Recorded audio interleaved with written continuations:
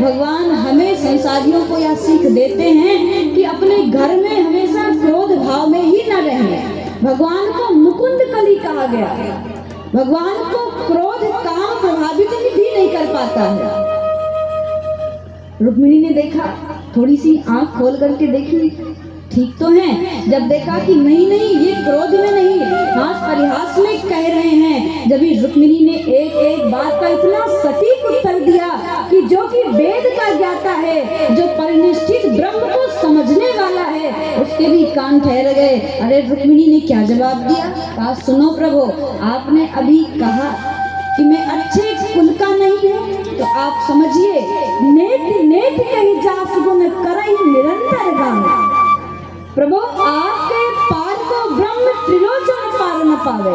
आपके रूप को, आपके कुल का कोई पता क्या ही लगा पाएगा।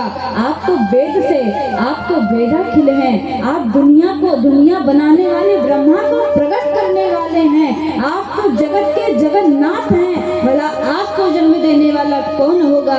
इसलिए ठीक ठीक आप किस कुल के हैं? वेद भी भगवान को कहते हैं जगति जयति। हे प्रभु, आपकी कीर्ति जग में फैली है, जयति हो। हे प्रभु, आपकी जय हो। आप किस कुल के हैं? ठीक ठीक पता लगाना असंभव है। हे प्रभु, आपके चरणों में सारे वेद बलिहारी जाते हैं, मैं क्या आपके कुल का पता लगा पाऊंगी? आपने कहा मैं चोर हूँ। भगवान ने कही, हाँ मैंने तो कहा था कि मैं चोर हूँ। तो भगवान, आप तो मणिमाणिक्यों को ही नहीं, प्रभु आप सन्मुख हो ही जीव मोहि जबहि, जन्म कोट अगना सही तबहि, मिलत कृपा तुम पर प्रभु करहि। प्रभु, आप अपने भक्तों को देखते हैं, आप किसी मानव को देखते हैं। आपके समक्ष कोई मानव जब जाता है, हार के ठग करके, दुनिया से हार करके आपके शरण में जब जाता है, आप अपनी अपार कृपा उस पर बरसा देते हैं। आप भक्तों के अनेक जन्मार्जित पाप चोरम, अनेक जन्मों के पाप को हरण कर लेते हैं। प्रभु, आपका चोरी करने का तरीका थोड़ा बदला सा है। आप चोर तो नंबर 1 के हैं, लेकिन आप चोरी किसी संसारिक वस्तु का नहीं करते। आप तो चोरी पापियों के पाप का करते हैं। पापियों को पाप से है तारती, आपकी प्रवृत्ति पापियों को मुक्त कराने की है। हे प्रभु, आपके गुण की महिमा भला हम क्या गा पाएंगे? कहा, प्रभु आप कह रहे थे कि हमारे किसी ठीक ठीक माता का पता नहीं है, हमारे किसी ठीक ठीक पिता का पता नहीं है। तो हे प्रभु, आप तो दुनिया को प्रकट करने वाले हैं।